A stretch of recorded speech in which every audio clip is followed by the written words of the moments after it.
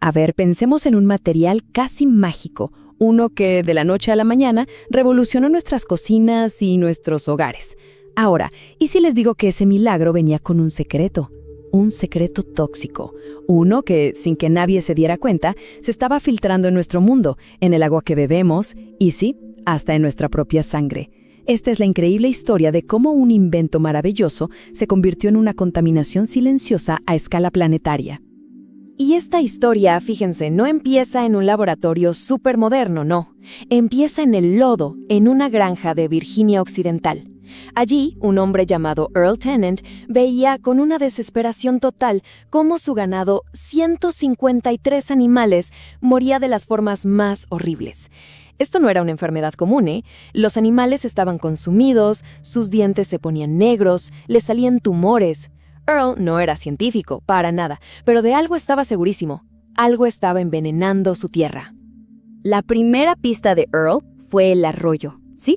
El mismo arroyo donde bebían sus vacas. Notó una espuma blanquecina, súper rara, saliendo de una tubería de desagüe. Así que, ¿qué hizo? Siguió la tubería. ¿Y a dónde lo llevó? A un vertedero, pero no uno cualquiera. Era del gigante químico DuPont. De repente, el misterio tenía un sospechoso, y la pregunta que lo cambiaría todo era, ¿qué demonios estaba tirando DuPont al agua de su comunidad?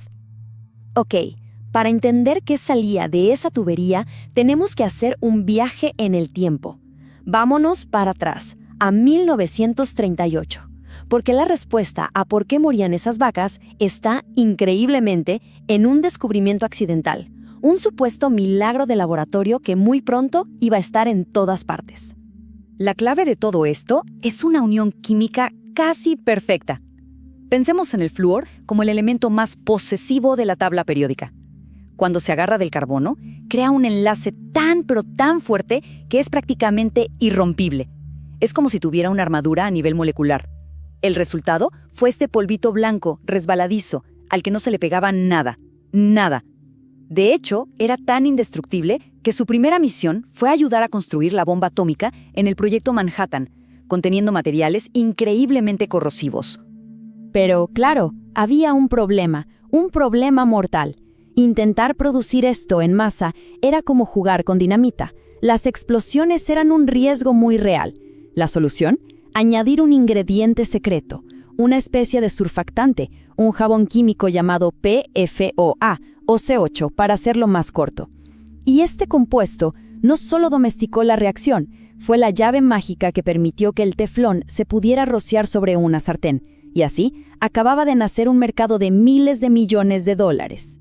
Y mientras todo el mundo estaba fascinado con las sartenes, donde no se pegaba el huevo, y las alfombras que repelían las manchas, puertas adentro, los propios científicos de DuPont estaban descubriendo un secreto bastante tóxico sobre ese ingrediente clave, el C8. Y aquí es donde la historia se pone muy, muy oscura. Y ojo, esto no es especulación, ¿eh? Son los propios documentos internos de DuPont. Miren esta cronología. En 1961, hace más de 60 años, ya sabían que el C8 era tóxico para los animales. 20 años después, lo encontraron en la sangre de sus propios empleados, causándoles daño en el hígado. Y el remate, para 1984, sabían que estaba contaminando el agua potable de la gente. Y su conclusión, reemplazarlo simplemente no era rentable.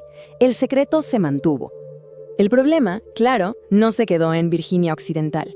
Esa misma armadura molecular que lo hacía tan útil, también lo hacía eterno. No se descompone en la naturaleza, así que viajó por los ríos, por el aire, por las corrientes del océano. Lo que empezó en una fábrica se convirtió en un problema para todo el planeta, afectando a casi todos los seres vivos. Pensemos en esto por un momento. 99%.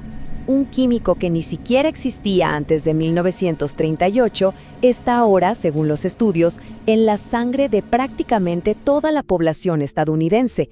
Esto ya no es algo que está allá afuera, está dentro de nosotros. Al final, gracias a la lucha de esa comunidad, la ciencia confirmó sus peores miedos. Un panel de científicos independientes, después de estudiar a 70,000 personas, encontró vínculos probables entre el C8 y toda una lista de enfermedades graves que están viendo ahora. Esto ya no era la sospecha de un granjero, era ciencia pura y dura. Para que se entienda hasta qué punto esto es personal, me hice un análisis de sangre. Y sinceramente, los resultados me dejaron helado. Mis niveles de PFOS, que es otro químico de esta misma familia, son de 8.93 partes por billón. Como pueden ver, es más del doble del promedio nacional. De repente, esta historia global se volvió increíblemente personal para mí. Ya no es un problema lejano, está literalmente en mi sangre. Uno podría pensar que la historia termina con la eliminación gradual del C8, ¿no? Pero no fue así, para nada. En lugar de eso, la industria química simplemente le hizo una pequeña modificación a la molécula, creando versiones nuevas y con ellas un nuevo set de problemas. Y aquí es donde la cosa se vuelve frustrante. A la izquierda tenemos el C8 original. Cuando la presión se hizo demasiado grande, lo reemplazaron por el químico de la derecha, llamado GenX. La industria dijo, este es más seguro. Pero miren la estructura, es casi idéntica, solo un poquito más corta. ¿El resultado? Los estudios demostraron que GenX causa los mismos tumores en ratas. Es como el juego químico del golpe al topo. Prohíbes uno y la industria saca otro que es casi igual. El C8 y el GenX son solo dos miembros de una familia química enorme. El término general para todos ellos es PFAS. Hay miles y todos comparten ese indestructible enlace carbono-flúor.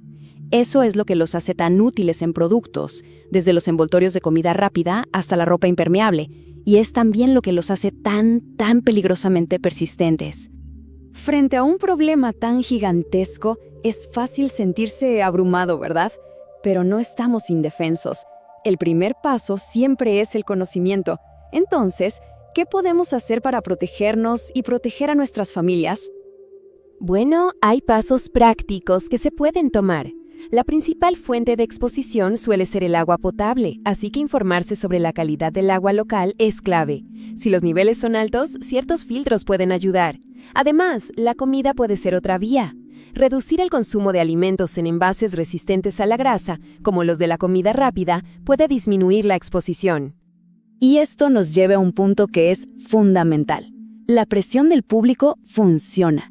Cuando la gente se informa y exige un cambio, las empresas se estuchan. Ya lo vimos con el plomo en la gasolina y con el asbesto.